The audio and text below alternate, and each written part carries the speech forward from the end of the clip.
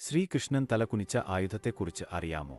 മഹാഭാരത യുദ്ധം നടക്കുന്നതിന് ഇടയിൽ തന്റെ മകൻ മരിച്ചുവെന്ന് യുധിഷ്ഠിരന്റെ പ്രസ്താവന വിശ്വസിച്ച് ദ്രോണാചാര്യർ ആത്മഹത്യ ചെയ്തു. തന്റെ പിതാവ് വഞ്ചനയിലൂടെ കൊല്ലപ്പെട്ടുവെന്ന് മനസ്സിലാക്കിയ അശ്വത്ഥാമാവ് തന്റെ നാരായണാസ്ത്രം പാണ്ഡവരുടെ മേൽ പ്രയോഗിച്ചു. ആർക്കും പരാജയപ്പെടുത്താൻ കഴിയാത്ത ഒരു അജയ്യ ആയുധമായിരുന്നു അത്. പാണ്ഡവരുടെ മേൽ അസ്ത്രം പതിച്ചപ്പോൾ ഭഗവാൻ കൃഷ്ണൻ അവരോട് പറഞ്ഞു, ആ ആയുധത്തിനു മുന്നിൽ തല കുനിച്ച് നിൽക്കൂ.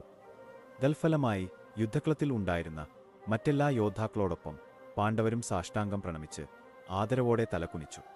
ഭഗവാൻ കൃഷ്ണൻ പോലും വിനയാൻവിതനായി വണങ്ങി. എതിർക്കാൻ ആരും ഇല്ലെന്ന് കണ്ടപ്പോൾ നാരായണാസ്ത്രം പിന്നോട്ട് തിരിഞ്ഞു.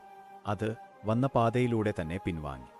അതുപോലെ നമ്മുടെ സ്വന്തം ജീവിതത്തിലും ചില സമയങ്ങളിൽ എതിർത്തു നിൽക്കുന്നതിനു പകരം നാം വഴങ്ങി വിനയത്തോടെ മാറി നിന്നാൽ